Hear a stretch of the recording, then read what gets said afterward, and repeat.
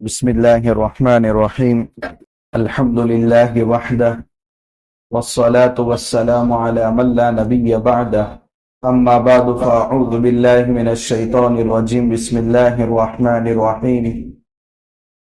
يا أيها الذين آمنوا اتقوا الله وكونوا مع الصادقين. وقال النبي صلى الله عليه وسلم: المرء على دين خليله فلينظر أحدكم من يخالل.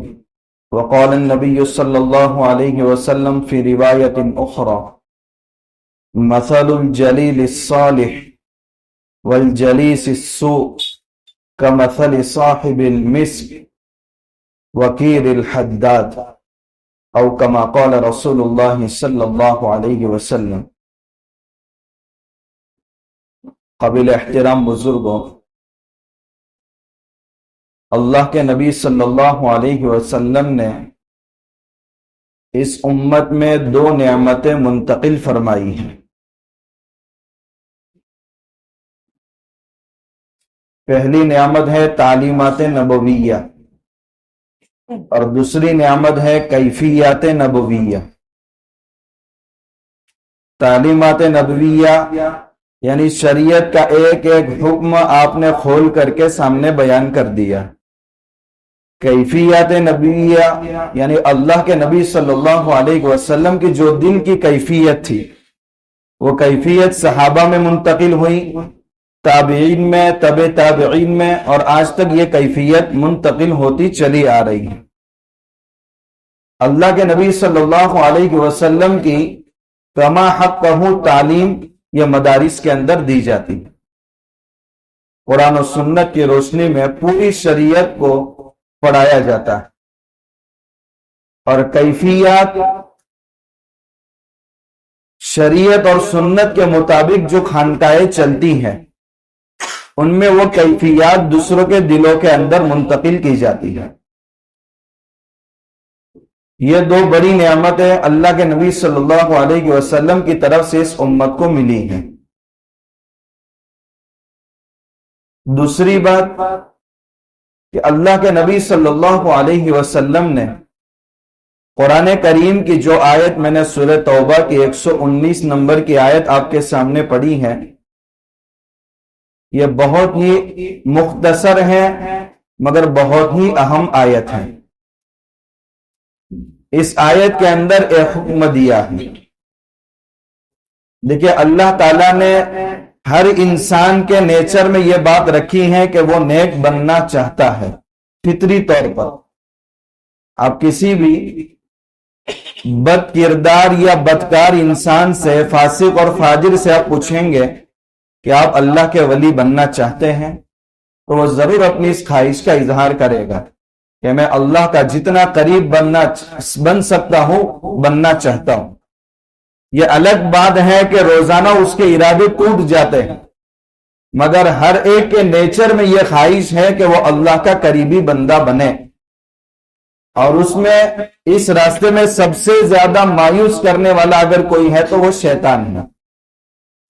جب انسان کے دل میں یہ جذبات پیدا ہوتا ہے کہ میں اللہ کا قریبی بن جاؤں، اللہ کا ولی بن جاؤں، اللہ سے میرا تعلق بہت مضبوط ہو جائے، تو شیطان یہ کہتا ہے ارے یہ تیرا کام نہیں ہے اللہ کا ولی بننا، یہ تیرے کام کی بات نہیں ہے۔ وہ شیطان اس کو فوراً مایوس کر دیتا ہے۔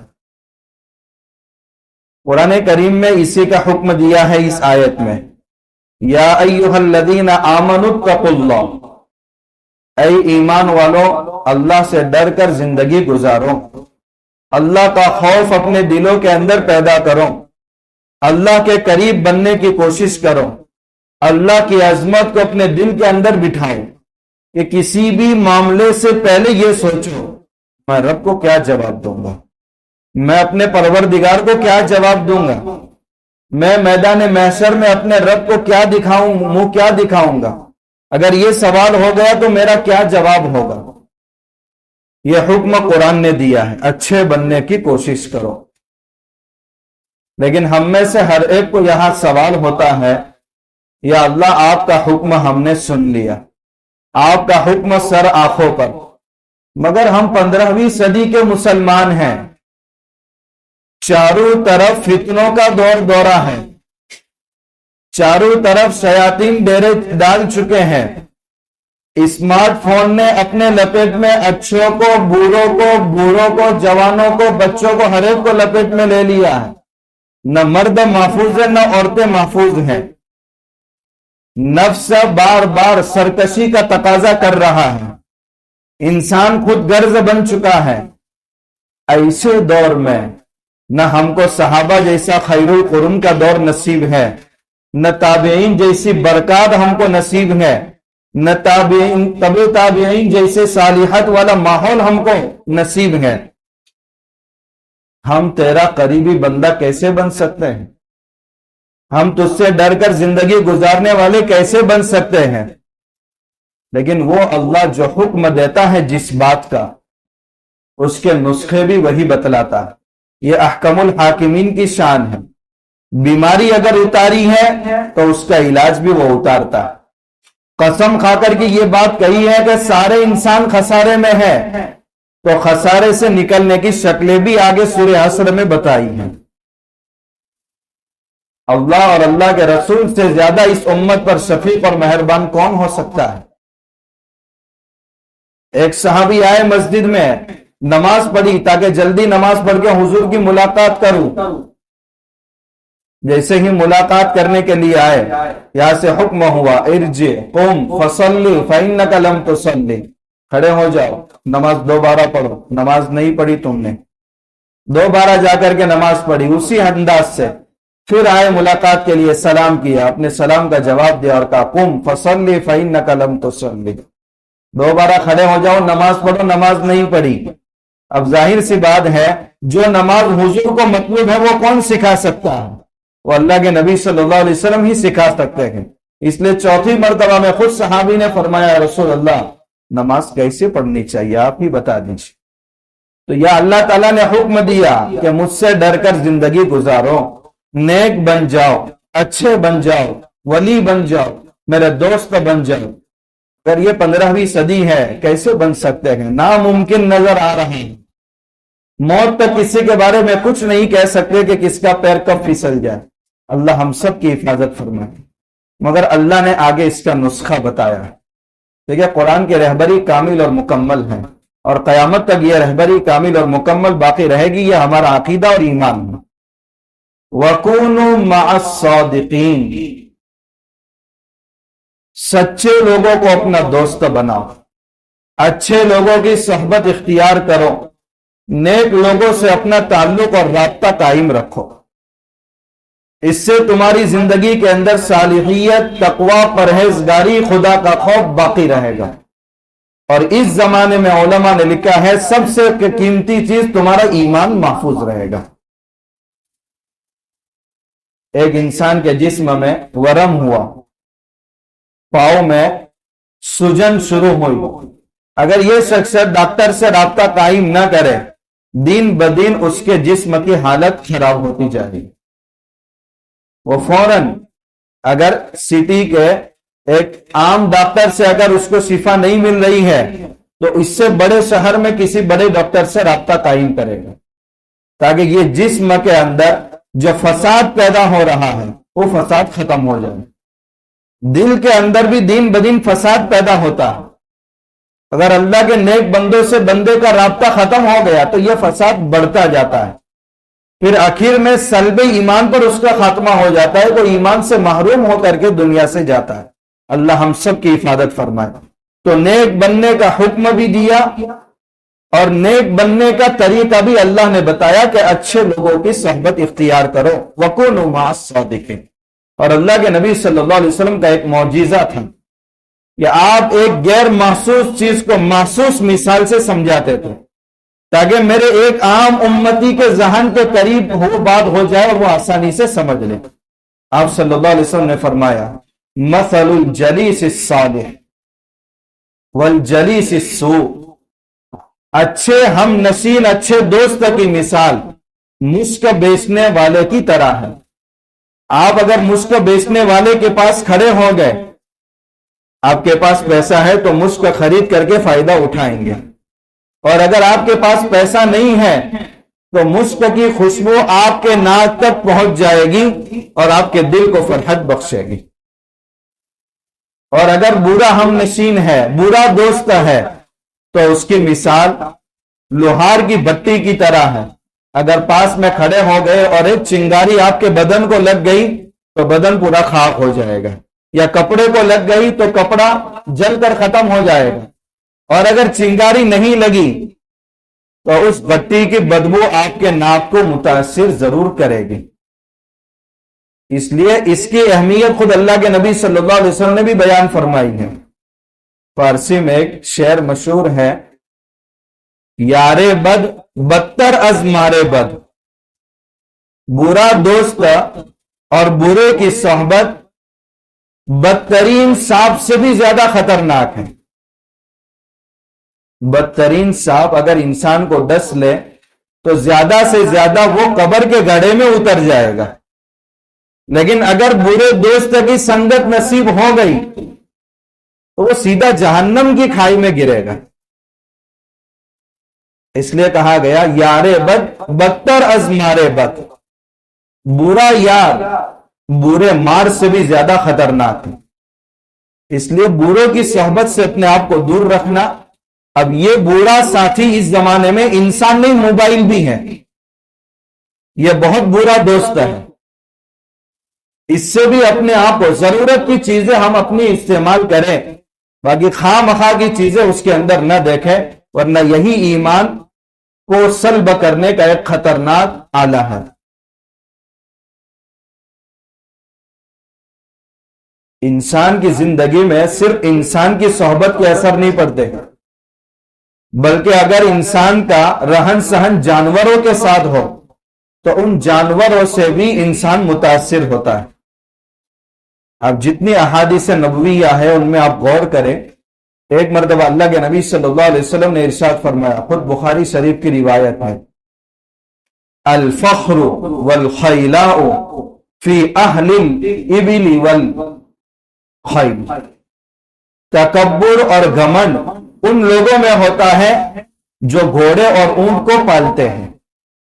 یا مقصد یہ بیان کرنا نہیں ہے کہ گھوڑا نہ پالا جائے، مقصد یہ بیان کرنا نہیں ہے کہ اونٹوں کو نہ پالا جائے۔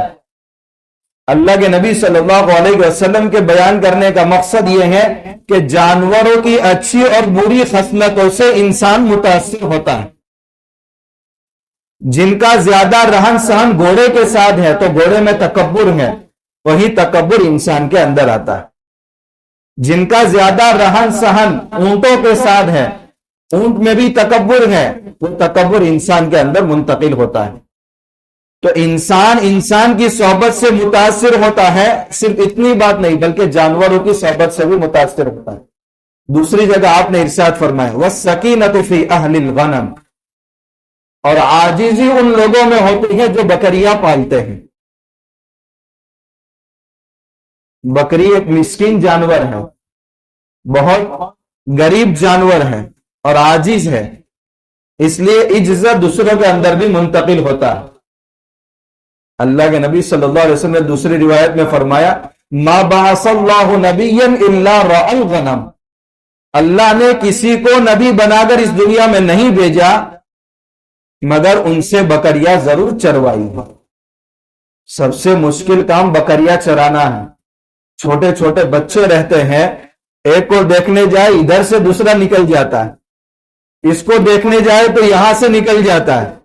تو ہر نبی کی تربیت ہوتی ہے کہ ایک امتی کو پکڑ کر لائے، اب دوسرے کی فکر میں لگ گئے تو یہ ہاتھ سے نکل گیا، تو زیادہ غصہ نہیں کرنا بلکہ نرمی سے کام لینا ہے۔ اب ظاہر سی بات ہے جس نے بکریاں چرائی ہیں اس کے اندر تحمل کا مزاج پہلے سے پیدا ہو جاتا ہے۔ اس لیے اللہ کے نبی صلی اللہ علیہ وسلم نے فرمایا اللہ نے ہر نبی سے بکریاں چرائی تاکہ دعوت جیسے مشکل کام میں جو صبر اور تحمل جیسے آزمائی سے شروع ہوتی ہے وہ بکریاں چرانے کے بعد انسان اس کا عادی بن جائے۔ اس لیے ایک صحابی جن کا نام ہے جابر ابن سمورہ رضی اللہ تعالیٰ عنہ، ایک مرتبہ اللہ کے نبی صلی اللہ علیہ وسلم سے پوچھا اصلی فی مرابض الغنم، یا رسول اللہ میں بکریوں کے باڑے میں نماز پڑھ سکتا ہوں؟ آپ صلی اللہ علیہ وسلم نے فرمایا نعم، آپ پڑھ سکتے۔ پھر آپ نے فرمایا اصلی فی مبارک الابل، کیا میں اونٹوں کے باڑے میں نماز پڑھ سکتا ہوں؟ تو آپ نے فرمایا اللہ، وہاں نماز مت پڑھو۔ باڑے کا مطلب جہاں پاخانہ پیشاب کرتے ہیں وہ مراد نہیں ہے، بلکہ جو طویلا اور باڑا فارم بنا ہوا ہوتا ہے اس میں ایک جگہ کمرے کی ہوتی ہے، وہاں اگر نماز کا وقت ہو جائے تو میں نماز وہاں پڑھ لوں، یہ مراد ہے۔ تو آپ صلی اللہ علیہ وسلم نے فرمایا بکریوں کے بارے میں نماز پڑھو مگر اونٹ کے بارے میں نماز مت پڑھو۔ اس کی وجہ بہت ساری ہے، لیکن جو موضوع کی مناسبت سے ایک وجہ علماء نے بیان فرمائی ہے وہ یہ ہے کہ نماز سراپا عاجزی کا نام ہے۔ انسان اپنے جسم کے بلند حصے کو زمین پر رگڑتا ہے، اس سے بڑھ کر اور عاجزی کیا ہو سکتی ہے؟ اور وہی عاجزی کی مناسبت بکریوں میں ہے، تو بکریوں کے بارے میں نماز پڑھیں گے تو عاجزی والا ماحول مناسب مل گیا۔ اس لیے اللہ کے نبی صلی اللہ علیہ وسلم نے فرمایا کہ نماز کا مقصد اپنے دل کے اندر عاجزی پیدا کرنا ہے، اور بکریوں کے ماحول سے نماز کی بھی مناسبت ہے، آپ اس میں نماز پڑھو۔ نماز میں عاجزی ہے جس کو تکبر سے تضاد ہے، اور یہی تکبر اور گھمنڈ اونٹوں کے اندر پایا جاتا ہے۔ تو آپ صلی اللہ علیہ وسلم نے منع فرما دیا کہ نماز کے مناسب ماحول اونٹوں کے بارے میں حاصل نہیں ہو سکتا، اس لیے وہاں نماز پڑھنے سے احتیاط کرے۔ تو اس سے یہ معلوم ہوا کہ انسان کے اندر کتنی تیزی سے جانوروں کی اچھی اور بری خصلتوں سے انسان متاثر ہو جاتا۔ اس لیے دوسرا نسخہ بتایا کہ اچھے لوگوں کی صحبت اختیار کرو، تمہارے اندر تقوی آئے گا، تمہارے اندر اس کے اثرات آئیں گے۔ حضرت مولانا عبد الغنی پھول پوری رحمت اللہ علیہ، یہ بہت بڑے عالم دین اور بزرگ گزرے ہیں، وہ صحبت کے بارے میں اتنے بیانات کرتے تھے کہ ایک مرتبہ ایک ساتھی نے پوچھ لیا کہ حضرت آپ بہت مبالغہ کر رہے ہیں کہ صحبت کے اتنے فوائد ہیں۔ تو حضرت نے فرمایا آپ بیٹھیے، میں آپ کو بات سمجھاتا ہوں۔ بہت اچھے انداز میں حضرت نے بات سمجھائی، آج سے تم اتنا علم حاصل کرو اور اتنی عبادتیں شروع کرو کہ تم صحابی بن جائیں۔ تو اس شخص نے کہا قیامت تک میں کتنی بھی عبادتیں کر لوں اور کتنا بھی علم حاصل کر لوں مگر صحابی نہیں بن سکتا، کیونکہ صحابی کے لیے حضور کی صحبت چاہیے۔ کہا صحابی نہیں بن سکتے تو ایک کام کرو، اتنا علم حاصل کرو اور اتنی عبادت کرو کہ کم سے کم تابعی بن جاؤ۔ تو اس شخص نے کہا کہ قیامت تک کتنی عبادت کر لوں مگر تابعی بھی نہیں بن سکتا، اس لیے کہ تابعی تو وہی ہو سکتا ہے جس کو صحابہ کی صحبت نصیب ہوئی ہو۔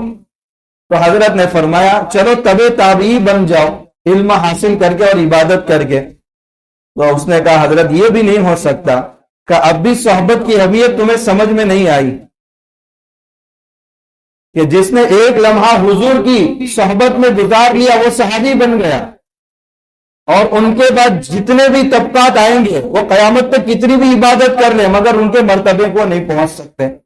اس کو ایک آسان مثال سے ہم سمجھیں گے۔ مولانا روم رحمت اللہ علیہ کی ایک کتاب ہے، بہت مشہور اور مقبول ہے، مثنوی شریف۔ ہر چیز کو انہوں نے مثالوں کے ذریعے سمجھایا ہے، فارسی میں ہے، اب تو اس کا اردو بھی ہو چکا ہے اور بہت ساری شروحات مارکیٹ میں دستیاب ہیں۔ اس میں ایک شعر ہے، یک زمانہ صحبت با اولیاء بہتر از صد سالہ طاعت بیریا۔ اللہ کے نیک بندوں کے ساتھ ایک لمحہ گزار لینا 100 سال کی بے ریا عبادت سے بہتر ہے۔ ایک شخص 100 سال تک عبادت کرے اور کوئی ریا نہیں، بس اللہ کو راضی کرنا مقصد ہو، اور ایک طرف ایک شخص ایک بزرگ کی صحبت اختیار کرتا ہے ایک لمحے کے لیے، تو یہ شخص آگے بڑھ جائے گا۔ حضرت مفتی اعظم مفتی شفیع صاحب رحمہ اللہ، یہ چھوٹی کے بہت بڑے عالم، پوری دنیا میں ان کے فتاوی چلتے تھے۔ معرف القرآن 8 جلدوں میں حضرت کی ہے۔ یہ حضرت شیخ الاسلام مفتی محمد تقی عثمانی صاحب کے والد تھے۔ جنگ آزادی کے موقع پر جب تقسیم کا مسئلہ آیا تو پڑوسی ملک چلے گئے۔ وہ فرماتے تھے مولانا روم رحمت اللہ علیہ کا یہ شعر مجھے سمجھ میں ہی نہیں آ رہا تھا، کہ ایک شخص 100 سال تک عبادت کرے، کوئی ریا نہ ہو، تو بھی وہ پیچھے رہ جائے، اور ایک شخص کسی کی اچھی صحبت اختیار کر لے، وہ آگے بڑھ جائے۔ یہی اشکال میرے ذہن میں بار بار تھا۔ میں گیا حضرت تھانوی رحمت اللہ علیہ کے پاس، فرمایا حضرت یہ شعر مجھے سمجھ میں نہیں آ رہا، مولانا روم رحمت اللہ علیہ نے بہت مبالغہ کیا ہے۔ حضرت مولانا تھانوی رحمت اللہ علیہ نے فرمایا مفتی صاحب مجھے اجازت دو کہ میں اس شعر میں تھوڑی سی تبدیلی کر لوں۔ کہا کیا تبدیلی کرنا ہے؟ کہا حضرت نے تو یہ شعر میں یہ کہا ہے 100 سال کی بے ریا عبادت سے بہتر ہے، میں وہاں 100 کے بجائے 1,00,000 کا لفظ استعمال کرنا چاہتا ہوں۔ 1,00,000 سال کی بے ریا عبادت سے نیک شخص کی صحبت بہتر ہے۔ حضرت مفتی صاحب نے کہا حضرت مجھے تو 100 سال سمجھ میں نہیں آ رہے ہیں اور آپ نے 1,00,000 کا اضافہ کر لیا۔ پھر حضرت نے فرمایا، بخاری شریف میں ایک روایت ہے، ایک شخص اللہ کے نبی صلی اللہ علیہ وسلم کے پاس آیا، مسلمان نہیں ہوا تھا، جنگ کا موقع چل رہا تھا، اور آ کر کے کہا یا رسول اللہ میں اسلام قبول کروں یا جہاد میں شرکت کروں؟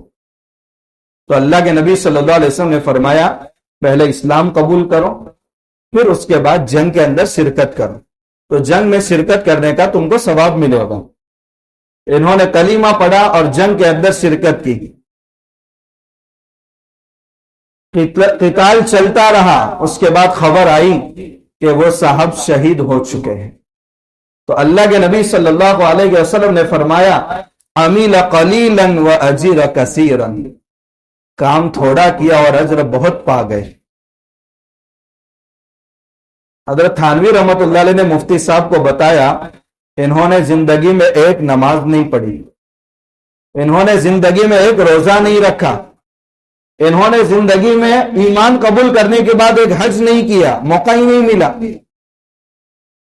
مگر ان کے بعد قیامت تک آنے والے ساری حاجیوں کو جمع کر لو، سارے نمازیوں کو جمع کر لو، سارے صائمین روزے داروں کو روزے کی عبادت ایک طرف کر لو، مگر ان کے مرتبے کو کوئی نہیں پہنچ سکتا، کیونکہ ایک لمحے کے لیے حضور کی صحبت نصیب ہو گئی اور صحابیت کا درجہ ان کو حاصل ہو گیا، اب ان کے مرتبے کو کوئی نہیں پہنچ سکتا۔ اب تو بات سمجھ میں آ گئی، اب 100 سال نہیں، 1,00,000 نہیں، 10,00,000 کی بھی مثال آپ کو سمجھ میں آئے گی کہ صحبت سے۔ مگر آج جو یہ بیعت کا سلسلہ غلط طریقے کا چل رہا ہے، بزرگ سے رابطہ قائم کر لو، پھر نماز وغیرہ پڑھنے کی ضرورت نہیں، ان کا دامن پکڑ کر کے جنت میں سیدھے چلے جائیں گے۔ میں نے ایک قید لگائی ہے، یہ بیعت وہی جو قرآن و سنت کے مطابق چل رہی ہے، انہی بیعت کا تذکرہ ہے۔ وہ بیعت ہونے کے بعد دل کی پوری حالت بدل جائے، انسان کے دل میں اتنا خوف پیدا ہو جائے کہ جب تک کسی بندے کا حق ادا نہیں کیا اس کو چین نہ آئے، لوگوں کو اس کی زندگیوں سے ہدایت ملے۔ بیعت کا مقصد یہ ہے میرا دل دن بدن خراب ہو رہا ہے، حضرت میں آپ کے پاس آیا ہوں، کیا کروں؟ اس گناہ سے میں بچ نہیں سکتا، غیبت مجھ سے چھوٹتی نہیں ہے، حرام مال کی عادت مجھ سے چھوٹتی نہیں ہے، یہ عادتیں چھوٹ جائے اور فکر پیدا ہو جائے تو سمجھ لو کہ یہ بیعت کا صحیح مقصد حاصل ہو گیا، ورنہ ایسی بیعت کا کوئی فائدہ نہیں۔ بزرگ کا دامن تھام لیا، کچھ بھی مت کرو، نہ قرآن پڑھو، نہ ذکر کرو، نہ والدین کے حقوق ادا کرو، نہ لوگوں کے مال ہڑپ نہ چھوڑو، کل قیامت کے دن ان کا دامن پکڑ کر جنت کے اندر چلے جائیں گے۔ قرآن کہہ رہا ہے یہ ایسے پھنسے ہوئے ہوں گے کہ خود برات کا اظہار کریں گے، یا اللہ ان کو ہم نے نہیں کہا تھا ہمارے پیچھے چلو، یا خود بخود ہمارے پیچھے چلے گئے، ہم تو ان سے بری ہیں۔ یہ لوگ کہیں گے باری تعالیٰ ان کو دوگنا عذاب دو، ایک تو ان کی برائی کا اور ایک ہم کو غلط راستے پر لے جانے کا۔ تو بیعت کا مقصد بھی سمجھنا ضروری ہے۔ ہاں، بہت ساری جگہوں پر بیعت کا غلط مقصد سمجھا جا رہا ہے، وہ غلط مقصد یہاں مراد نہیں ہے۔ نیک لوگوں کی صحبت کے بعد پوری دل کی دنیا بدل جائے، ظاہری سارے احکامات انسان کی زندگی کے اندر آ جائے اور موت اور آخرت کی فکر اس کے دل کے اندر پیدا ہو جائے، یہی مقصد ہے، یہ مراد ہے۔ ایسی صحبت کا ایک لمحہ 100 سال کی بے ریا عبادت سے بہتر ہے، اور یہ جس کو بھی نصیب ہو جاتا ہے وہ تیر جاتا ہے۔ ہمارے لیے سب سے بہترین مثال اصحاب کہف کے کتے کی ہے۔ جب اصحاب کہف اپنا ایمان بچانے کے لیے اس علاقے کو چھوڑ کر نکلے اور غار کے اندر انہوں نے پناہ لی ہے، کتنے سال سوئے ہیں؟ 300 یا 309 سال، قمری اور شمسی دونوں حساب آ گئے اس میں۔ ظاہر سی بات ہے انسان کا بدن جب اتنے سال تک مٹی سے لگا رہے گا تو مٹی کھانا شروع کرتی ہے، اس لیے اللہ تعالیٰ نے مٹی ان کے جسم کو نہ کھائی، یہ انتظام کیا تھا کہ فرشتوں کو معمور کیا تھا کہ وقتاً فوقتاً ان کے کروٹوں کو بدلتے رہے۔ وَقَلْبُهُمْ بَاسِطٌ ذِرَاعَيْهِ بِالْوَسِيدِ، ان کے ساتھ ایک کتا بھی نکلا تھا۔ یہ سب غار کے اندر چلے گئے، اور قرآن یہ کہہ رہا ہے کہ ان کا کتا اپنی دونوں کلائیاں دہلیز پر پھیلائے ہوئے بیٹھا تھا، اس کو بھی غنودگی طاری ہو گئی۔ وہی فرشتے جو اصحاب کہف کے کتوں، اصحاب کہف کی کروٹ ایک دوسرے کی طرف منتقل کر رہے ہیں، وہی فرشتے مامور ہے کہ اس کتے کی بھی کروٹ منتقل کرتے رہیں تاکہ اس کتے کو بھی مٹی نہ کھا جائے۔ اب یہاں ایک صحبت کا اثر آپ دیکھیے، جس کتے کے بارے میں اللہ کے نبی صلی اللہ علیہ وسلم نے یہ حکم دیا کہ یہ ناپاک جانور ہے، اس کا جوتا اگر برتن کو لگ جائے تو 7 مرتبہ دھوو اور 8ویں مرتبہ اس کو مٹی سے مانجو، اتنا نجس جانور۔ لیکن جب اللہ کے نیک بندوں کی صحبت نصیب ہوئی تو قرآن میں اس کا تذکرہ آیا، اور صرف قرآن میں تذکرہ نہیں آیا بلکہ عرش سے فرشتے اتر رہے ہیں اور اصحاب کہف کی طرح اس کی کروٹ کا بھی منتقل کرنے کا انتظام کر رہے ہیں۔ یہ صحبت کا بہت بڑا اثر ہے۔ ایک آخری واقعہ امام رازی رحمت اللہ علیہ کا بہت لمبا واقعہ ہے۔ انہوں نے توحید پر ایک ایسی بے مثال کتاب لکھی تھی، تفسیر رازی، بہت زبردست، جس میں سائنسی حقائق انہوں نے کھولے ہیں۔ ایک کتاب توحید پر لکھی تھی اور ایسی لاجواب کتاب لکھی تھی کہ حضرت کو اپنی اس کتاب پر ناز تھا کہ ایک لاجواب کتاب ہے جس میں اللہ کی وحدانیت کو اتنے خطرناک دلائل سے ثابت کیا گیا کہ اس کا کوئی جواب دے نہیں سکتا۔ مگر جب موت کا وقت آیا ہے تو شیطان آ کر کے کہنے لگا، راضی کیا حال ہے؟ کہ اللہ کا شکر ہے، توحید کی امانت لے کر کے اس دنیا سے رخصت ہو رہا ہوں۔ تو اس شیطان نے کہا ایک دلیل تو میرے سامنے پیش کرو۔ انہوں نے 100 دلیلیں پیش کی ہے، اور شیطان ان سے بھی بڑا عالم، 100 کی 100 دلیلیں ان کی رد کی اور توڑ دی ہے۔ یہ ششو پنج میں تھے، ان کے شیخ تھے شیخ نجم الدین کبرا رحمت اللہ علیہ۔ ان کو انکشاف ہوا، وہ وضو کر رہے تھے کہ امام رازی کے آخری وقت چل رہا ہے اور شیطان آخری وقت میں بھی ان کا پیچھا نہیں چھوڑ رہا ہے، تو جس لوٹے سے وضو کر رہے تھے وہ لوٹا دیوار پر مارا اور کہا رازی یہ کہہ دے کہ بغیر دلیل کے خدا کی وحدانیت کو تسلیم کرتا۔ یہ کہنے کے بعد فوراً روح پرواز کر گئی اور اللہ کی وحدانیت کے ساتھ اس دنیا سے رخصت ہو۔ مالک بن دینار رحمت اللہ علیہ ایک مرتبہ سفر میں جا رہے تھے، ایک دہری آپ کے ساتھ ہو گئے۔ شروع میں پتا نہیں چلا کہ یہ اللہ کا انکار کر رہا ہے، مگر راستے میں باتوں سے پتا چلا کہ یہ خدا کی وحدانیت کا منکر ہے، خدا کے وجود کو بھی ماننے کو تیار نہیں ہے۔ حضرت نے بہت ساری دلائل سے قائل کیا مگر وہ کسی دلیل کو تسلیم کرنے کو تیار نہیں، جیسا کہ آج تک کے دہریہ ہے، ناستک ہے، ایتھسٹ ہے، وہ کسی کی بات کو تسلیم ہی نہیں کرتے۔ تو حضرت نے فرمایا ہم مباہلہ کرتے ہیں۔ یہ مباہلہ حضرت اللہ کے نبی صلی اللہ علیہ وسلم نے عیسائیوں سے کیا تھا، مگر عیسائیوں کے بڑوں نے ان کو سمجھایا تھا کہ کن سے مباہلہ کر رہے ہیں، تمہارا وجود خطرے میں پڑ جائے گا۔ تو مالک بن دینار رحمت اللہ علیہ نے مباہلے کی دعوت دی اور کہا ہم آگ جلائیں گے، میں بھی اپنا ہاتھ ڈالتا ہوں اور میرے بعد تو بھی اپنا ہاتھ ڈال، جس کا ہاتھ جل جائے سمجھو وہ باطل پر ہے، اور جس کا ہاتھ صحیح سلامت رہے سمجھو وہ حق پر ہے۔ یہ آخری حق کو ثابت کرنے کی نشانی ہے۔ اس کا ثبوت قرآن سے بھی 3 پارے میں اس کا تذکرہ ہے۔ ثم نبتہل، پھر ہم مباہلہ کریں گے، فنجعل لعنت اللہ، پھر ہم بنائیں گے کہ اللہ کی لعنت نہ ماننے والوں پر، یہ آخری درجہ ہے۔ تو اس نے کہا ٹھیک ہے میں اس کے لیے تیار ہوں۔ مگر جب مالک بن دینار رحمت اللہ علیہ نے آگ جلائی تو اس نے کہا کہ میں اپنا ہاتھ الگ سے نہیں ڈال سکتا، بلکہ تم میرا ہاتھ پکڑو اور میرے ساتھ تمہارا ہاتھ بھی داخل کرو، تاکہ اس کی تپش کی وجہ سے میں اپنا ہاتھ نہ نکال سکوں۔ مالک بن دینار رحمت اللہ علیہ نے اس کو بھی منظور کر لیا اور دونوں ہاتھ پکڑ کر کے دونوں ہاتھ آگ کے اندر داخل کیے اور اللہ سے بد دعا شروع کی کہ اللہ ہم میں سے جو جھوٹا ہے اس کا ہاتھ جل جائے۔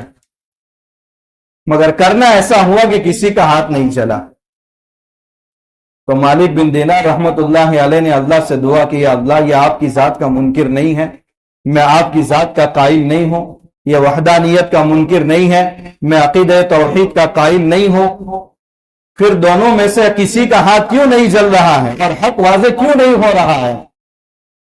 تو دل میں القاء ہوا کہ مالک بن دینار باطل کا ہاتھ تو آگ کے اندر داخل ہوا ہے، مگر اس کو میرے نیک بندے کے ہاتھ کی صحبت نصیب ہے، جس کی وجہ سے میری غیرت اس کو برداشت نہیں کر سکتی کہ اس کے ہاتھ کو میں جلاؤں۔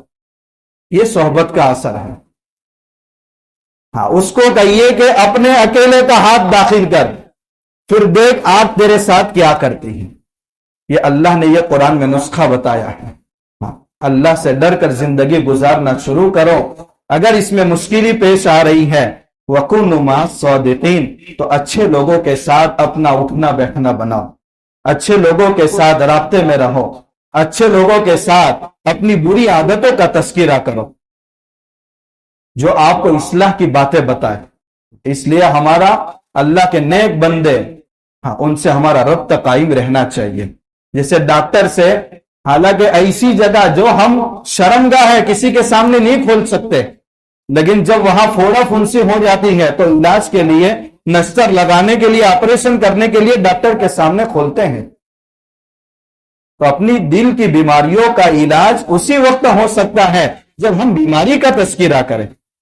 حضرت قاری طیب صاحب رحمت اللہ علیہ دارالعلوم دیوبند کے محتمم بنے، پرنسپل بنے، اس کے بعد دل میں ایک طرح کا تکبر پیدا ہونے لگا۔ ظاہر سی بات ہے، یہ تو انسان کے نیچر میں اللہ نے فطرت رکھی ہے کہ جب عزت اور عہدہ ملتا ہے تو دل میں تکبر پیدا ہوتا ہے۔ مگر اللہ کے نیک بندوں کو اپنے جسم سے زیادہ اپنے دل کی فکر ہوتی ہے۔ حضرت تھانوی رحمت اللہ علیہ کے پاس گئے، کہا حضرت میرے دل میں جب سے پرنسپل بنا ہوں دل میں تکبر پیدا ہو رہا ہے، ایک بڑائی پیدا ہو رہا ہے کہ لوگ میری عزت کریں۔ تو حضرت نے فرمایا واقعیتاً اصلاح کی ارادے سے آئے ہیں؟ کہا حضرت بالکل واقعیتاً اصلاح کے ارادے سے آیا ہوں۔ اب حضرت کی خانقاہ میں عام لوگ بھی آتے تھے، علماء بھی آتے تھے، تو حضرت نے فرمایا میں جو نسخہ تجویز کروں اس پر آپ کو عمل کرنا ہے۔ تو اگر بالکل اصلاح کی نیت سے آیا ہوں، تو حضرت نے فرمایا آپ کا کام ہماری خانقاہ میں یہ رہے گا کہ جتنے بھی ہماری خانقاہ میں مجلس میں جب جڑ جائے آپ باہر جا کر کے ان کے جوتے ترتیب سے رکھیں۔ یہ تو بہت بڑا مشکل کام تھا۔ کہا حضرت کی عزت اور بھی دارالعلوم دیوبند کے محتمم اور عام لوگوں کے جوتے سیدھے کرنا، کہا دل پر تو اتنا بوجھ پڑا، میں گیا بھی لیکن جو نئے نئے جوتے تھے وہ ترتیب سے رکھ دیے، باقی جو ایسے خراب جوتے تھے ان کو ہاتھ بھی نہیں لگائے۔ حضرت مجلس سے اٹھ کر کے آئے اور دیکھا تو کہا اگر اصلاح کے ارادے سے آئے ہیں تو یہ پورا کام کرنا پڑے گا، کیونکہ میں نے پورا کام کیا اور الحمدللہ میرے دل کی اصلاح ہوگا۔ تو اس کا یہ فائدہ ہوتا ہے کہ انسان دل کی بیماریوں سے بچ جاتا ہے، ورنہ اگر دل کی بیماریاں آگے بڑھنے چلی جائے پھر موت کے وقت کبھی ایسا نہ ہو کہ ایمان ختم ہو جائے۔ اللہ ہم سب کی حفاظت فرمائے اور اللہ ہم سب کو تقوی والی، پرہیزگاری والی زندگی نصیب فرمائے، اور اس کا جو نسخہ اللہ نے بتایا ہے ہم سب محتاج ہے، ہم سب کو اللہ تعالیٰ اس پر عمل کرنے کی توفیق عطا فرمائے۔ وآخر دعوانا الحمدللہ رب العالمین۔